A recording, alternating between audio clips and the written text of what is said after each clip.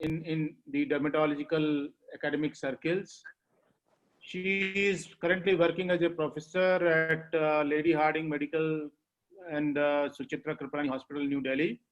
And today she's going to speak on the topic which is very relevant to dermatologists, that concerns with the fever and rash. In this COVID time, everybody is scared of fever. And on the top, if you have rash, you are all the more double worried.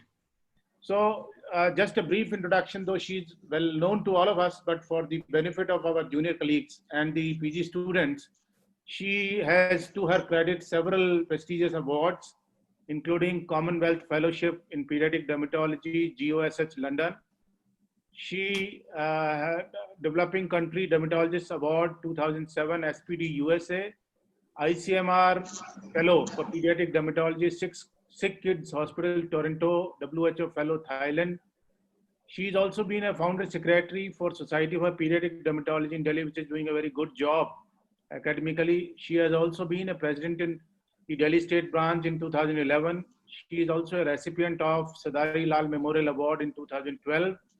She has been a coordinator for SIG on geriatric dermatology for the IADVL. She has several publications, including 12 chapters in the book and 100 publications in prestigious indexed national and international journals. Her main research interests include hemangiomas, pigmented disorders like melasma, autoimmune diseases, psoriasis, geriatric dermatology, infections, acne, hair loss, amongst several others. So welcome, Dr. Vibhu, and the screen is all yours now. Thank you so much. Thank you, Dr. Lalit, and it's a privilege and indeed an honor to share this platform with all the luminaries, senior people, Dr. Dinesh Mathur sir, Dr. U.S. Agarwal, Dr. Lalit, Dr. Suhail. Indeed, it's my proud privilege to be sharing this platform, and I would also like to thank Dr. Dinesh Mathur sir for having been a super organizer all through during COVID times, and he's been keeping us always, on a higher and higher learning curve, also keeping us entertained. So that was the customary, Thanksgiving. So now we come to the topic for today. As you know that the fever season is on, and we are caught and we are still battling with many of these seasonal fevers, amongst which COVID tops the list. So besides these seasonal fevers, we have many other conditions which can present with fever and rash. We know that rash is anything on the skin which changes its texture, alters its appearance, and it can be acute or it can be chronic. There can be several causes. As dermatologists, we are, it's our job to just recognize these rashes and give them names. They could be primary dermatosis, or they could be indicators of serious underlying systemic disorders. So fever and rash is a diagnostic challenge. We all agree, because we get referrals from ICU, we get referrals from medical wards, patients who have fever and who have some kind of a rash. It could be erythematous, maculopapular, petechial rash. So we are supposed to give a diagnosis to it. So the demand from us is that we have to diagnose the condition based on fever and rash, which is a challenge. So first and foremost thing is that you have to take into account not only the rash, but you also have to take into account the clinical syndrome. So never forget to take into consideration the other features that the patient presented with. So if you combine these two, the diagnostic probability increases, and that leads to a prompt diagnosis. Now, there are different ways to classify these rashes. They can be based upon, the age group distribution. In the younger age group, pediatric rashes with fever, they constitute a separate group. Like we know, for example, that viral fevers, the usual childhood viral fevers such as measles, you have rubella, you have erythema infectiosum, you have hand, foot, and mouth disease. So these are more commonly clustered in the pediatric age group. You would see children less than 5 years of age. Then you have adult fevers with rash. So adult condition, generally you would see things like disseminated gonococcal infection, you see primary HIV infection, and so there are, a class specific presentation. You have to keep in mind the age of the patient. That is very important. It will narrow down your diagnosis. Second important criteria is morphology of the rash. So whenever you are examining a rash, you have to very clearly and very carefully decipher the morphology, the type, the primary lesion, the distribution, the pattern, the onset, so on and so forth. And then the third category is you have to decide in your mind whether I'm dealing with an infectious case or it is a non-infectious case. It is very important.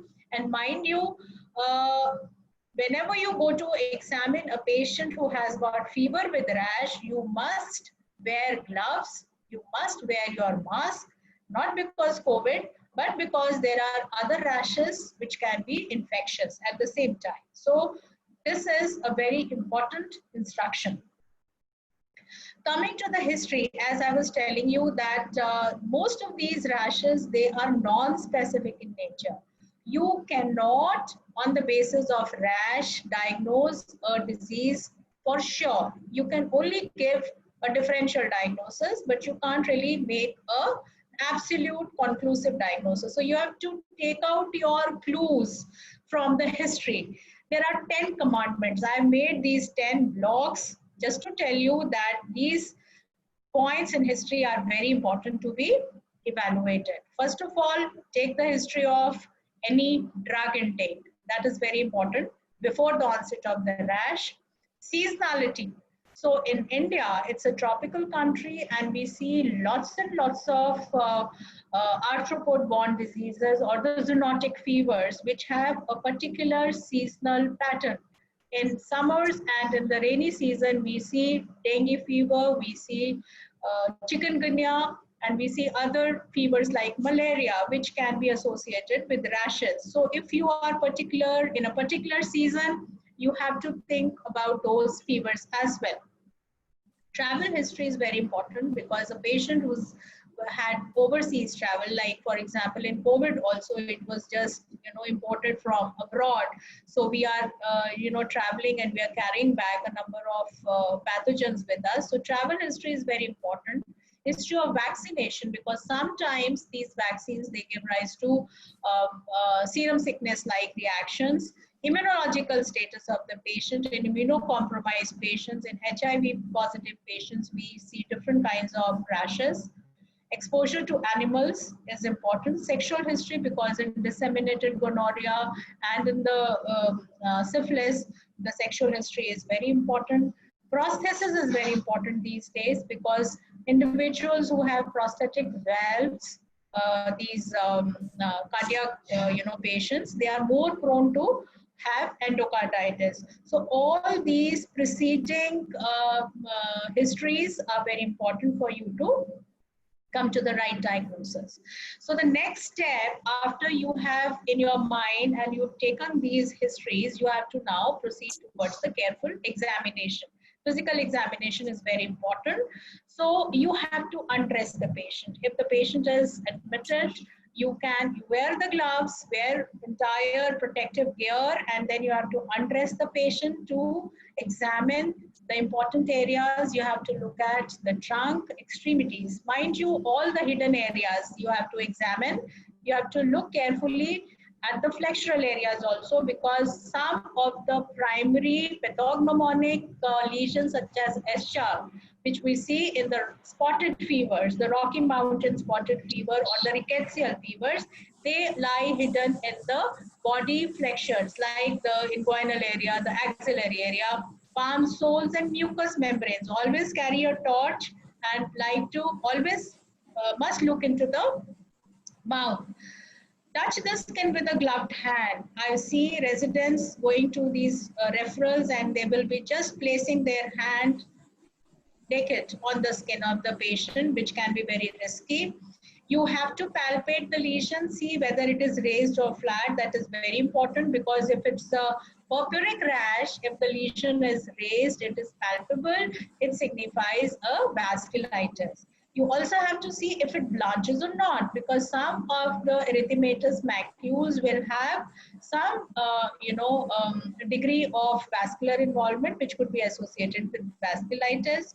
If there is erythematous skin, you have to rub. Try to do the Nikolsky sign, because in the early stages of staphylococcal scarlet skin syndrome, where the child is just brought with fever and a diffuse erythema of the skin, if you place your finger on the skin gets eroded. Similarly, in toxic epidermal necrolysis, in the early stages, fever with erythematous skin can predict toxic epidermal necrolysis also. Important points in examination: also do a neck rigidity, just see, and you can ask the attending physician for any cardiovascular murmur. So history, again, you have to take whether if it is forthcoming from the attendant. You can ask for the appearance of the rash, the direction from cephalocaudal, from extending from the head downwards. Change in morphology of the rash is very important, because if you see a patient of Henoch-Schönlein purpura in the early stages, sometimes patients are very vigilant. They come to you early in the disease, so you will see erythematous maculopapular eruptions, and over a period of time, a couple of days later, if you examine, then you will see petechial eruptions, which will be a frank purpura. So a change in the morphology is very important. Now, after this, you have to make up your mind whether it is infectious or non-infectious. And mind you, first thing is that always exclude the infectious causes first and then move on to the non-infectious causes. Because here in India, we have lots of infections which are going on, and we have to consider all these infections, a possibility of all these infections in cases of fever with rash. So COVID is the new kid. We'll be talking about it. Drugs versus viral rash. Certain points, certain differentiating features between the two would be that the viral rashes usually will have a prodrome.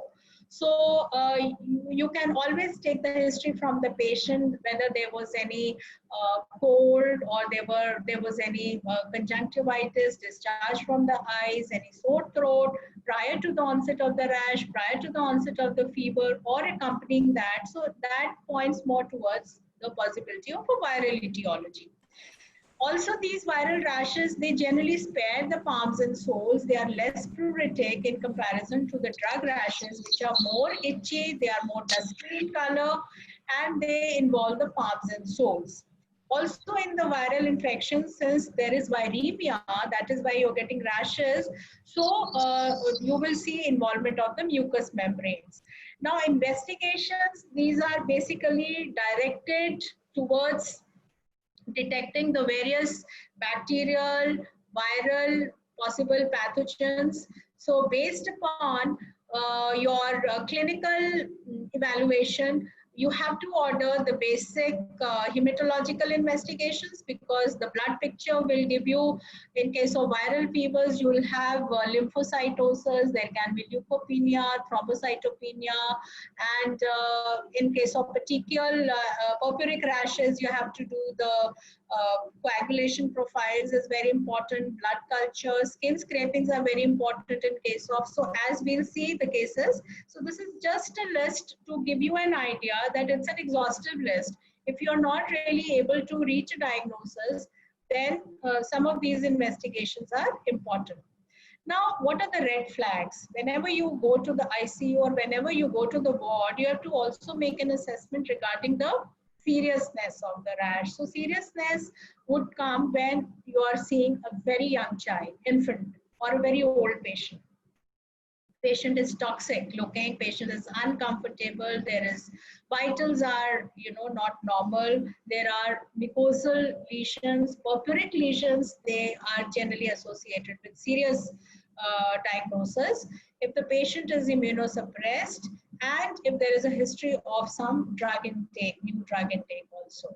Now, as a dermatologist, now your dermatological jargon, you have to now uh, differentiate between the various morphologies of the rash.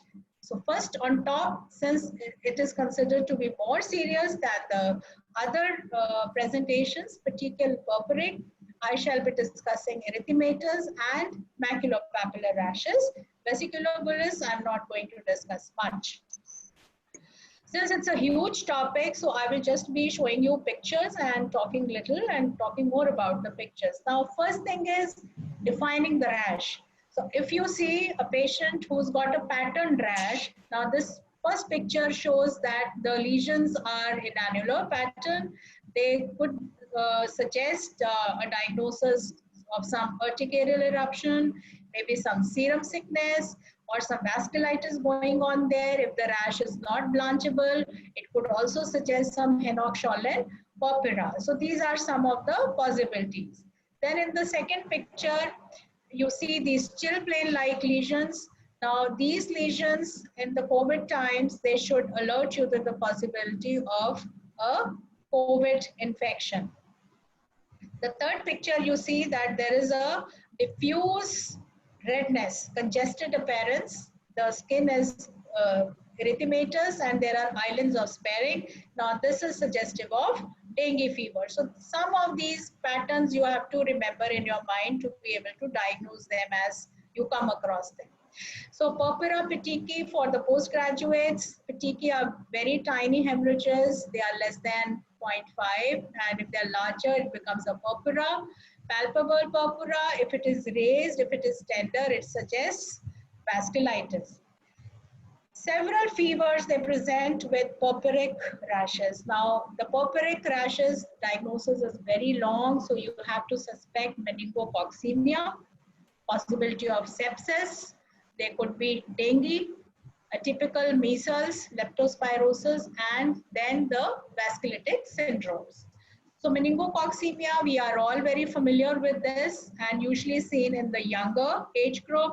There is a history of fever, vomiting, headache. So that is the clinical associated symptomatology.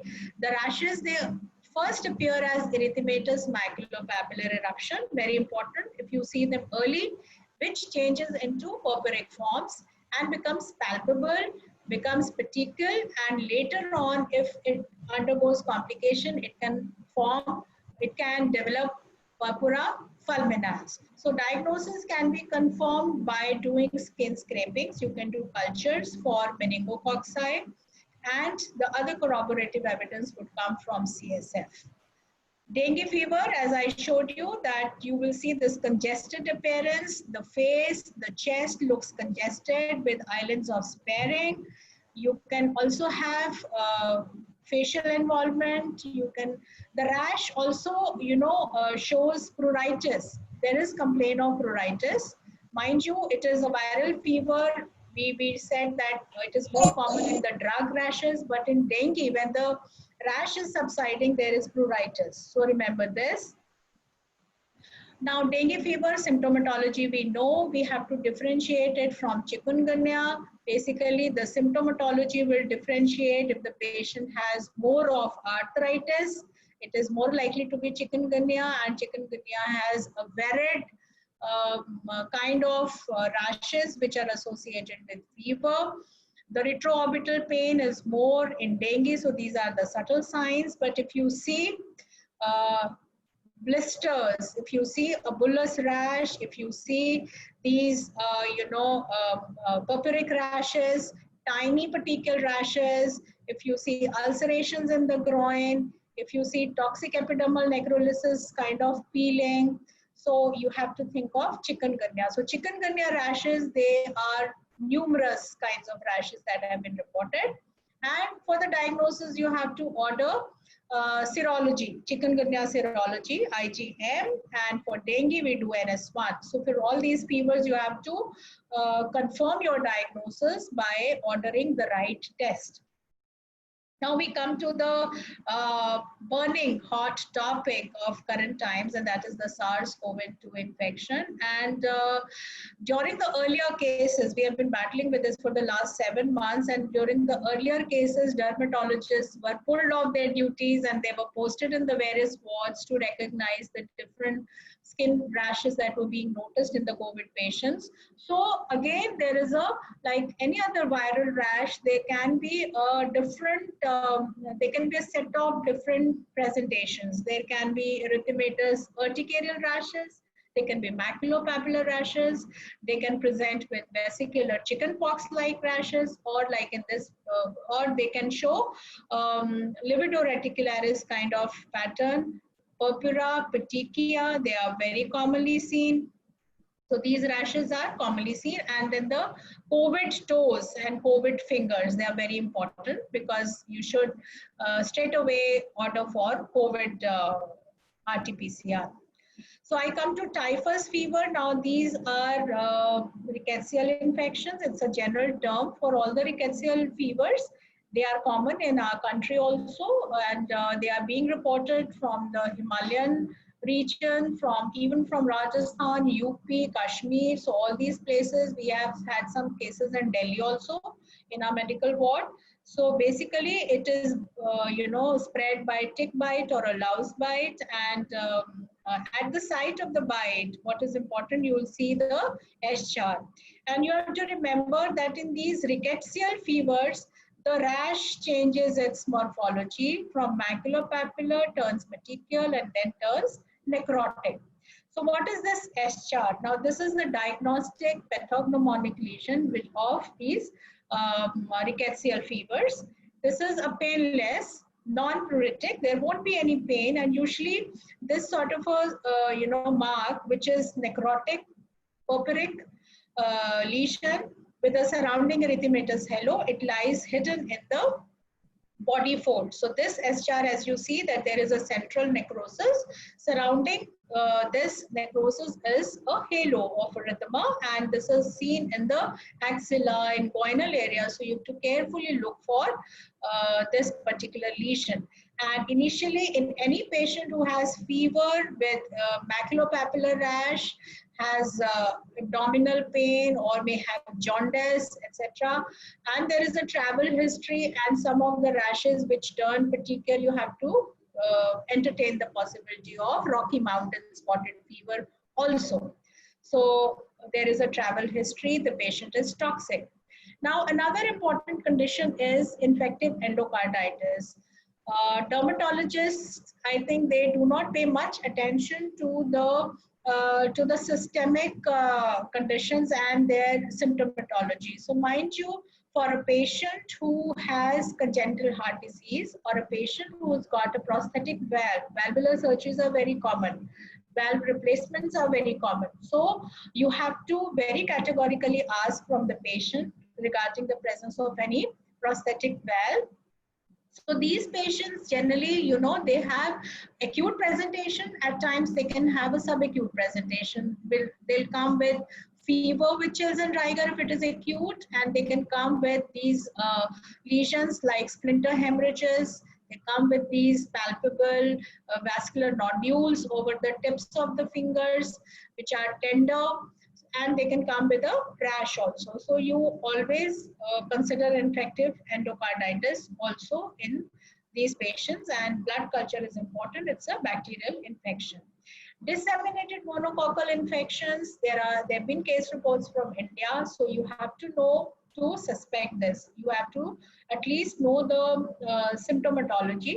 Usually a young patient, usually a sexually active female who, in the 20s or in the 30s, usually these patients, they have multiple sexual partners, they have high risk behavior, and they come with the complaints of fever, with chills, and they have these erythematous pustular eruptions, usually over the acral areas, such as the hands and the feet and the legs. And there is tenosynovitis and there is arthritis. Sometimes these lesions, they turn purpuric. So blood culture, sometimes usually they are negative, but you have to culture the gonorrhea from the cervix, from the endocervix. So this is the symptomatology. Treatment is again ceftriaxone. This is another syndrome which is known as papulo-purpuric glove and stocking syndrome. As you can see that the purpuric rash is in the distribution of the colors, and you have the design पाठवली बघ colour हा in the form of बघितलं socks. Now, this is a viral infection caused by parvovirus B19 in adults and in females. It can give rise to hemolytic anemia also. So this is a highly infectious exanthem. And mind you, when you see such a patient, you must always, again and again, I am emphasizing on wearing gloves and wearing a mask, because these are highly infectious cases. Henoch-Schönlein purpura, we are very competent and very good at diagnosing Henoch-Schönlein purpura. Usually seen in less than 20 years of age. You will find that the distribution of purpuric lesion, it is palpable purpura present over the lower limbs. It can be seen over the buttocks also, in association with fever, abdominal pain, vomiting. Usually these children, they are commonly sent to us in the outdoor. Intussusception is a complication, and end-stage renal disease, because there is involvement of the kidney, but it is fortunately seen only in 1% of the patients. It's a vasculitis which is IgA mediated. We can diagnose it very well, and the treatment constitutes either you give dapsone, you give steroid, and you can also give IVIG. Thrombotic thrombocytopenic purpura is a rare condition, but I think if you are a good student of medicine, you should be aware of the fact that these patients can also present with a rash which is petechial and purpuric, and it simulates your meningococcemia. But if the patient gives history of, there is history of hemolytic anemia and renal involvement, then you should consider TTP, thrombotic thrombocytopenic purpura. And differentiation from DIC will be that TTP patients, they have normal PT, normal PTT and fibrin levels, in contrast to DIC where these levels are raised. So this is again disseminated intravascular coagulation, a common diagnosis, usually in patients who have severe sepsis, and they are very toxic, they have fever, and usually postpartum also. Many a times these women in the postpartum phase, they develop this DIC, and the blood picture will show thrombocytopenia, raised D-dimers, and increased prothrombin dime and PTT level. So you have to treat the underlying cause, and you have to give platelets, and you have to give cryoprecipitate. Now, purpura fulminans, common diagnosis again. This is end stage DIC, similar to what DIC looks like, but in purpura fulminans, as the name suggests, that the widespread purpura all over the body with hemorrhages, with blistering, hemorrhagic bullae are there, necrosis is there, and this is almost the end stage. And this is too late for the patient to be saved, and usually it is accompanied with multi-organ failure. So erythematous rashes, as I told you, whenever you see a patient who has got a diffuse erythema which looks like sunburn, always press your finger to do the Nikolsky sign. Now, this kind of redness can be seen in the desquamative erythemas, which are associated with desquamation of the skin. So they are scarlet fever, Kawasaki, staphylococcal scarlet syndrome, and the staphylococcal toxic shock syndrome, streptococcal toxic shock syndrome. So I think we are very familiar with 4S syndrome.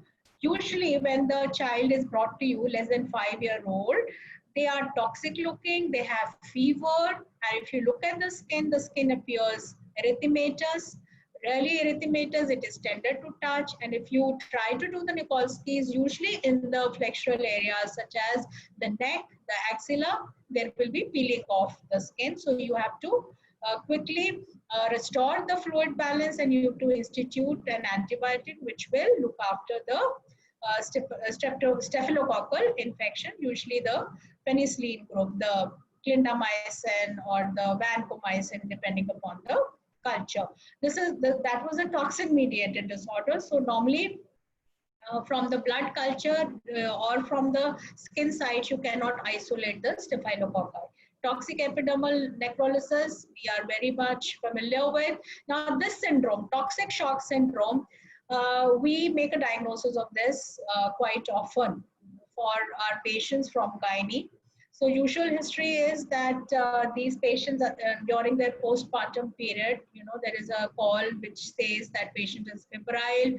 There is a diffuse erythematous rash with disformation over the hands and feet. This is the classical picture, and patient generally has hypotension. So if the patient has hypotension, and usually these patients have a postpartum infection, and we make a diagnosis of toxic shock syndrome, and from the material from the vaginal mucosa and from the discharge, you can culture the organism, which is usually a staphylococcal, and you have to institute the antibiotics.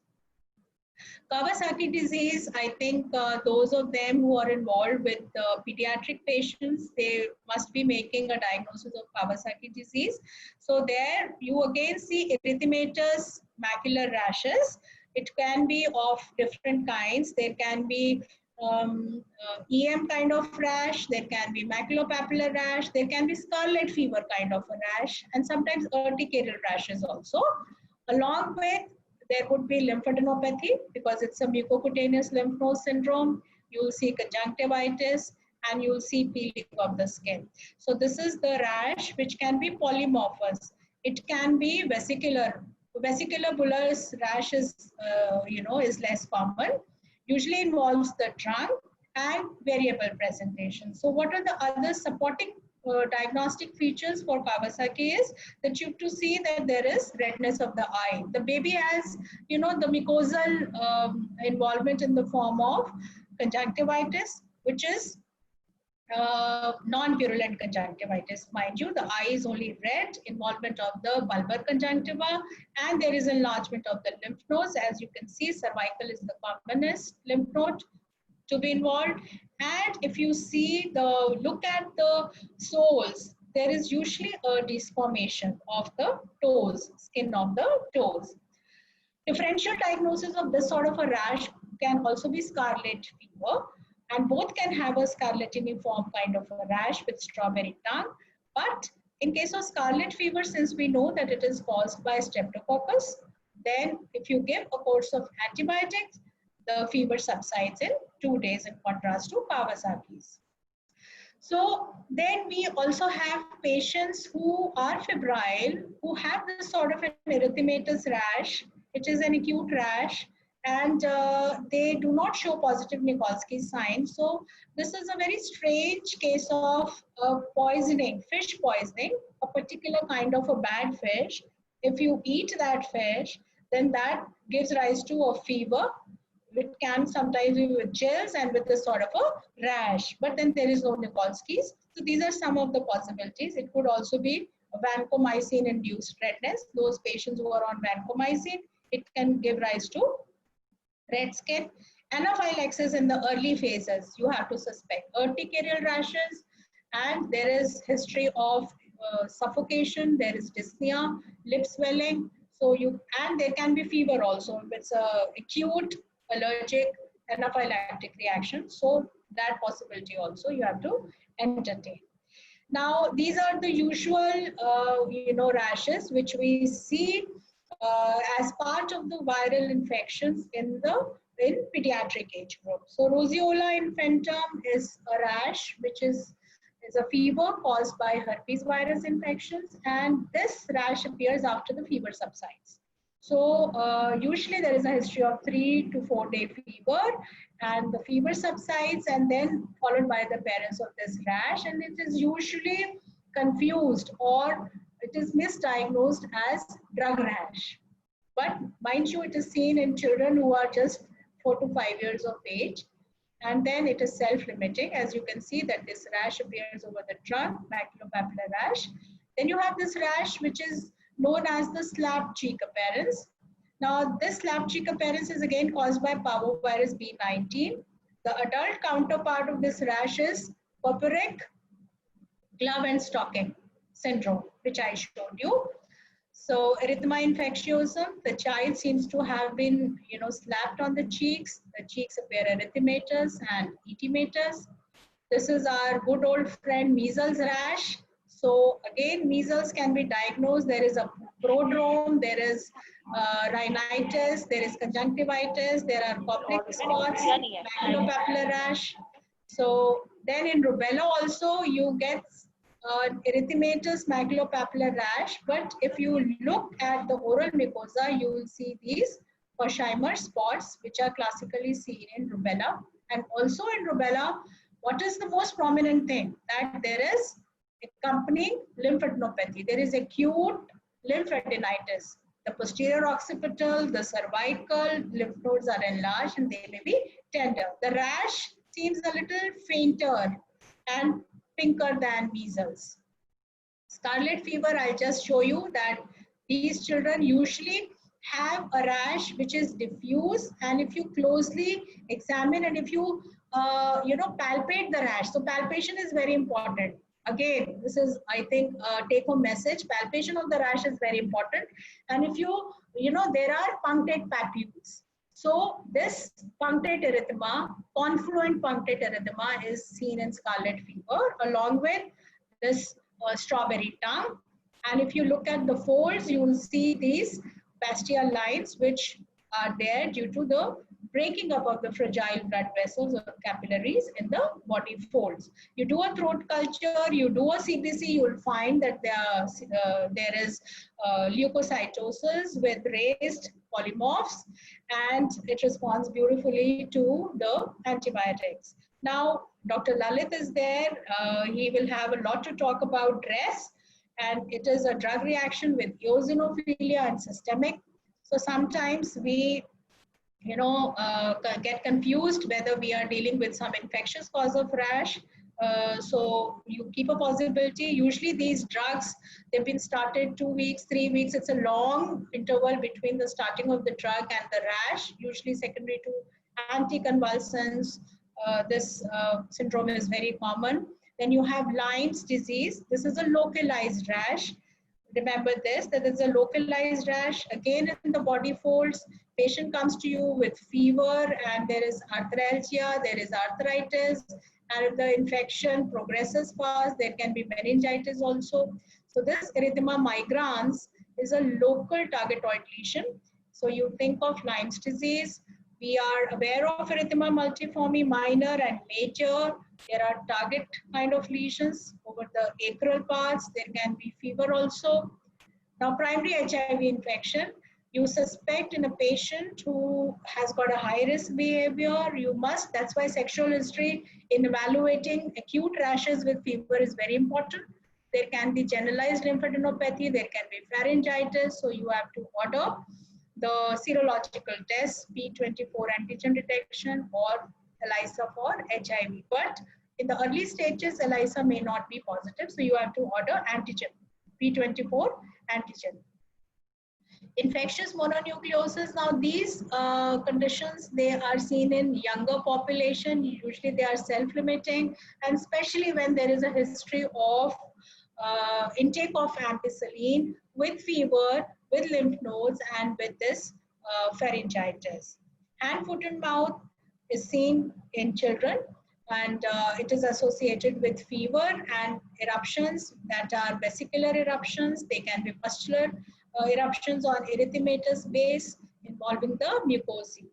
So leptospirosis also presents with fever, maculopapular rash, which turns petechial. There is conjunctivitis. So again, the message is that you have to consider all these diseases in patients who have fever with maculopapular rashes. Coming to the non-infectious rashes or autoimmune rashes, erythema marginatum in very fair children who have juvenile rheumatoid arthritis. We have a pediatric rheumatology unit in our hospital, so sometimes we get referrals for the rashes that these children they have. So this is erythema marginatum. It has got a broken annular pattern. It is usually on the trunk or on the limb, and it is a very evanescent kind of a rash. Still's disease. I'm sure many of us must be making or must have made a diagnosis of Still's disease sometime. And the basic diagnostic point that you consider is in an adult who's had a fever for more than 1 week, who's had arthritis and arthralgia, any one of the two for more than 2 weeks, and there can be a non-pruritic salmon colored rash. So fever, arthritis, and a rash. This could be rheumatoid arthritis, but these patients, they do not show any positive rheumatoid factor or positive ANA. They show leukocytosis and more of polymorphs, and there are a minor criteria. So Still's disease is common. We have diagnosed Still's disease. And then you have other rashes. You have acute SLE, which can come in with fever, but then with the malar rash and with the other supporting lab and the clinical criteria, you can very easily diagnose the non-infectious conditions, autoimmune skin conditions, or auto-inflammatory syndromes. There are familial periodic fever syndromes also. So in nutshell, I would just like to convey that you must be aware of the syndromes, the clinical syndromes. The symptomatology is very important, because in isolation, you can't really diagnose these fevers with maculopapular rashes. So you must consider a detailed history and evaluate the symptomatology. So coming to the last slide, I would just like to say that broadly, you have to be clear in your mind whether it's a non-infectious or infectious right in the beginning. Is it a viral infection or is it a drug rash?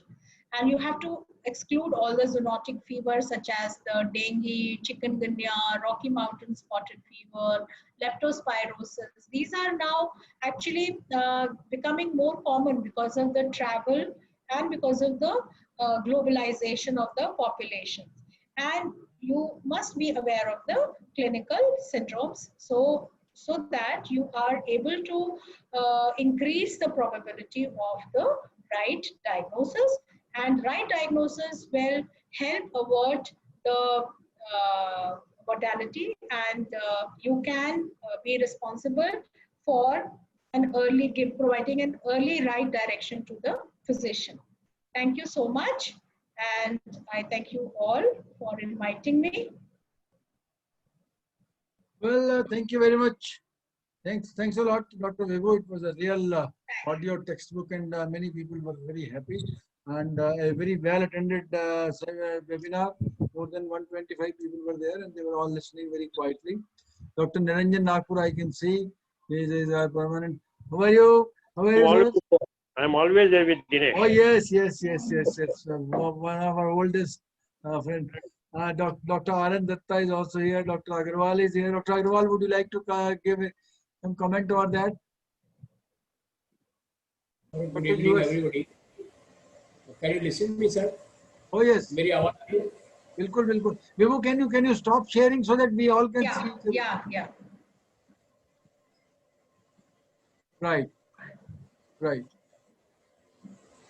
Yes. Good evening, sir. Good evening. I think it was a very excellent presentation, and she has covered almost everything.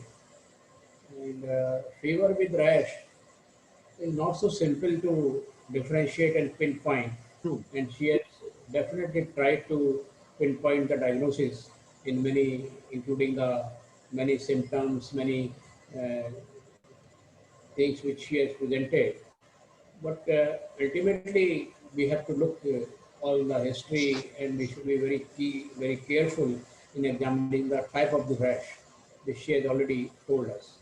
So this was a very difficult topic rather, because they look like same, like she was saying the papular rash, but the corroborating the every other aspect, including the systemic symptoms, everything we have to take in care. Then only we will be able to diagnose the pinpoint diagnosis of a particular case. Well, anyone else want to? Dr. Datta, Dr. Nagpur, Dr. Niranjan? Dinesh, I just wanted to, because I just going through that. She Sure. mentioned about vancomycin treatment, such an high antibiotic for SS syndrome. Right. And since it's caused by staphylococcus, most of the time they do respond with amoxicillin and dicloxacillin. Why do you want to go for such a high antibiotic? Dr. Vibhu, would you like to respond Yeah. on that? So, vancomycin is not the first line for Staphylococcus cardiac skin syndrome, but it is recommended these days since there is a high incidence of methicillin resistant staphylococcal strains. So it is recommended that we should also try and isolate the organism. Although it's a toxin mediated condition, we'll not be able to isolate it from the skin, but from whatever possible site, say from umbilicus, or if there is any source of infection, you must try and isolate. And if you get methicillin resistant, then you have to give vanco. Otherwise, they will respond to the usual antibiotics, the amoxicillin and the clindamycin, the cloxacillin. So they respond very well. And more important also, in addition, is the fluid and electrolyte, because these babies, these children, they have loss of fluid from their eroded skin. So at the same time, you have to institute fluids, and you have to really counsel the parents to, and they should always be admitted. Children should always be admitted for the management. Because do the culture and with long time. So I think better you should give an antibiotic like amoxicillin and try it out instead of going straight away for a vancomycin and all, and making the Vancomycin is probability not. organism more resistant to the Vanco is not recommended as the first line, as I said, sir. It's not recommended. I just saw the slide that vancomycin is the treatment, so I was wondering why you are going for No. straight away vancomycin. Vanco is put because these days, if you see the culture sensitivity patterns of these infections, the pyodermas, because after all, this Staphylococcus cardiac skin syndrome is due to the circulating toxin, which is usually seen in children because they do not have the antibodies. They are young, they do not have the antibodies. So with the changing pattern of these bacterial infections, the bacteria are now growing resistant to the usual first line antibiotics. That is in the hospital practice we are observing. Maybe in the community when they are coming to you, but for these patients who are brought to the hospital, many a times they have hospital acquired infections also. So there is always a possibility. So in the hospital setup, we always make an attempt to do the culture and sensitivity. Maybe in the practice, you can use your, as the first line, we will use the basic antibiotics. All right, Dr. Neha wanted to ask, why is there skin tenderness in Staphylococcus cardiac skin syndrome? There is inflammation, actually, inflammation of the skin. The toxin induces this inflammation. It releases these cytokines, and it is very superficial in the stratum corneum. So that is why the entire skin becomes erythematous. That is the stage 1. Fever followed by this diffuse erythema, sunburn kind of erythema. If you see, and the tenderness, the child will be very toxic, very uncomfortable. So this is because of the inflammation due to that. And Dr. R.N. Datta wanted to ask about he was worried about the tampons in female patient causing rash. Is there any, Dr. Datta, would you like to comment over it?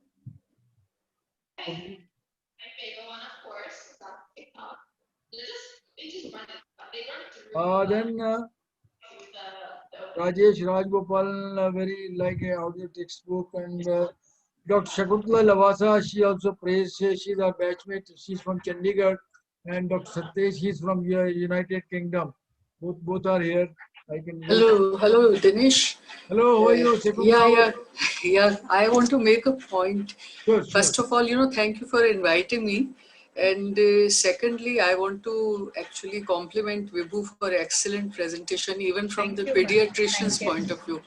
Now, only one point which is very important and practical is that, very often after the measles vaccination or MMR vaccination, the fever and mild measles like rash would appear on the 5th day or maybe sometimes from 5th to 10th day. So by that time, even parents forget that they have vaccinated, and even the examining doctor might not ask the history that, 5 days ago or 10 days ago, did you give the vaccine?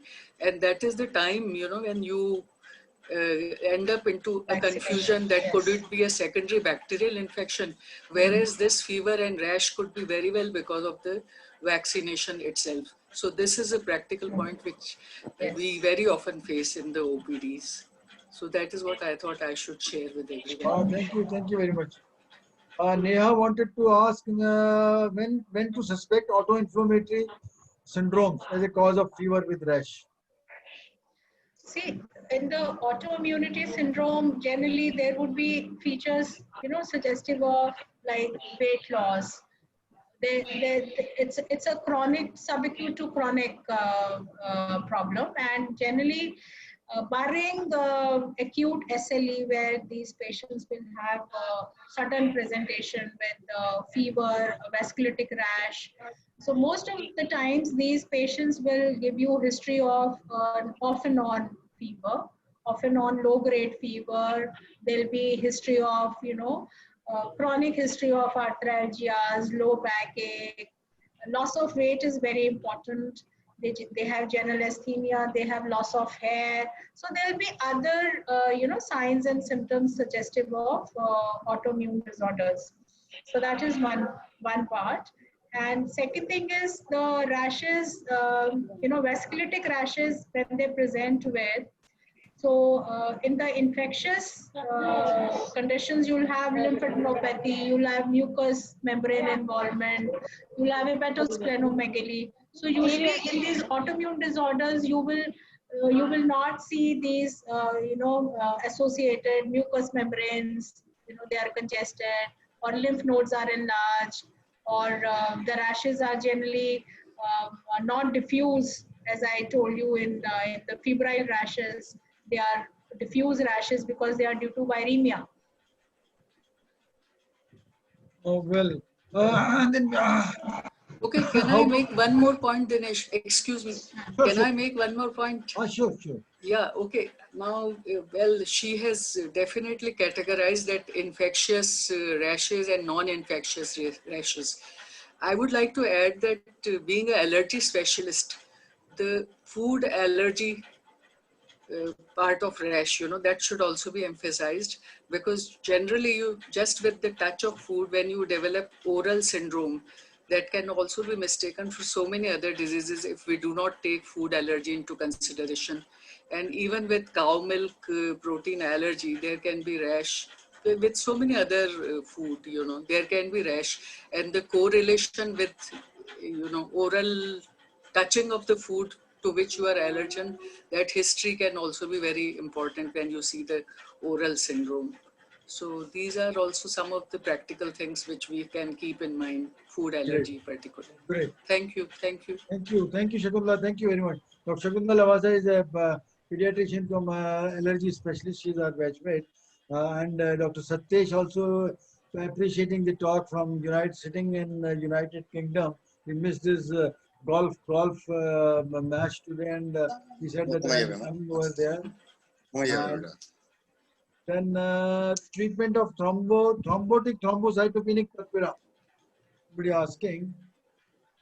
Treatment of Thrombotic thrombocytopenic purpura you don't have to give. So never, try and give platelets to these, because there is already a diffuse, clot formation due to activation of platelets. all across the blood vessels. So there would be, plugs in the renal blood vessels. There can be plugs in the CNS. So it has to be, now there are preceding conditions. TTP can occur in infections, and TTP can occur due to other, conditions, associated causes. They have to be managed. So if it is secondary to an infection, antibiotics have to be given. So usually in TTP, there would be hemolytic anemia, and there would be the D dimers are normal, the prothrombin time, PTT, they are normal. And you don't have to give platelets. You have to manage the patient with fluids, and you have to manage the primary condition that gave rise to TTP. TTP can be hereditary also. It is seen in children. So you have to know these conditions a little bit. But in skin, it can present with purpura, petechiae, which fever, which may very closely look like your meningococcemia. Vibhu, one more question I have. The viral exanthematous rash from the drug rash. Well, clinically, how do you differentiate? So clinically, sir, as I said, that viral rashes, first, history is very important in dermatology, because no rash, as I said, is specific. You will see maculopapular rashes in drug-induced eruptions also. You will see maculopapular rashes in the viral eruptions also. So in the viral fevers, usually the rash follows the fever. Generally, there would be a prodrome. So we would like to know from the patient whether there was any malaise, any associated rhinitis, redness of the eye, sore throat. So these are the prodromal symptoms that can give you a clue that perhaps you're dealing with a viral rash. Viral rashes, generally, they are not pruritic.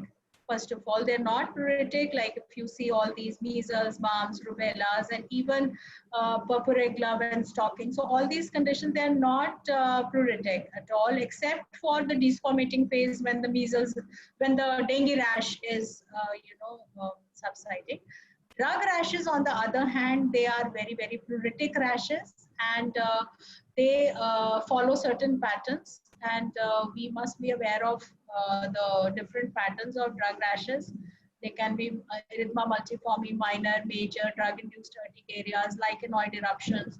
So those different patterns, but mucous membranes again are spared unless it is erythema multiforme major, and then they are duskier in appearance.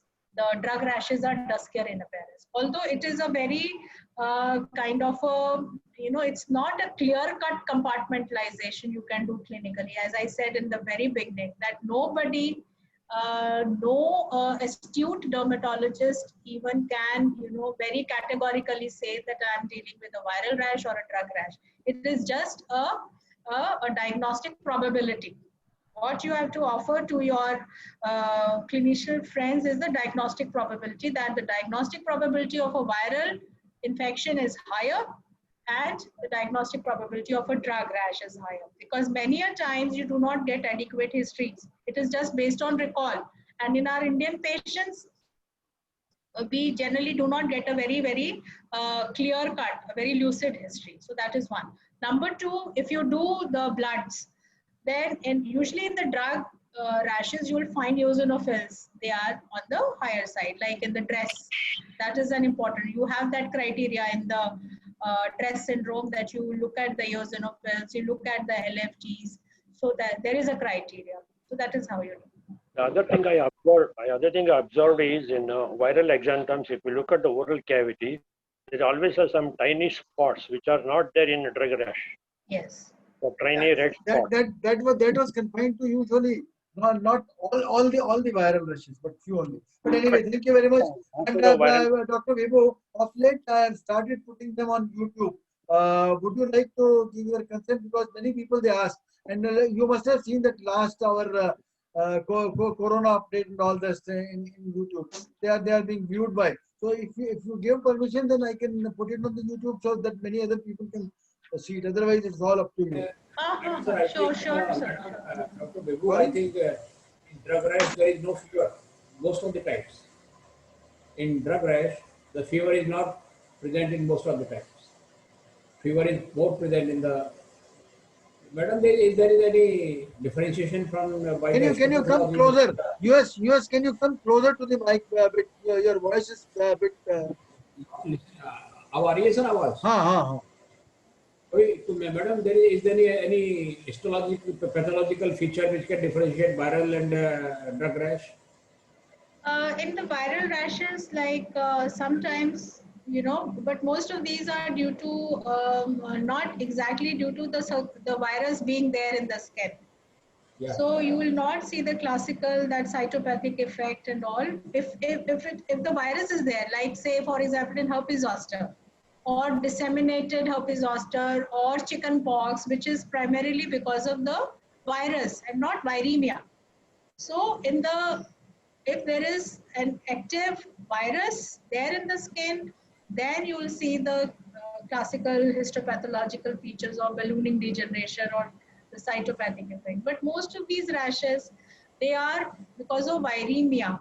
That is because of the immunological thing. So you can't really make a diagnosis there. Sir, US sir, I just react to what you made a statement that fever is not a part of drug reactions. In fact, in every scar, fever is sine qua non. In fact, you have to have fever to be able to diagnose it as a scar. So, Lalit, if you talk of scar, we are not covering scar today. Scar means. No, I'm just talking about drug reactions. I'm just talking about drug reactions. Or rash.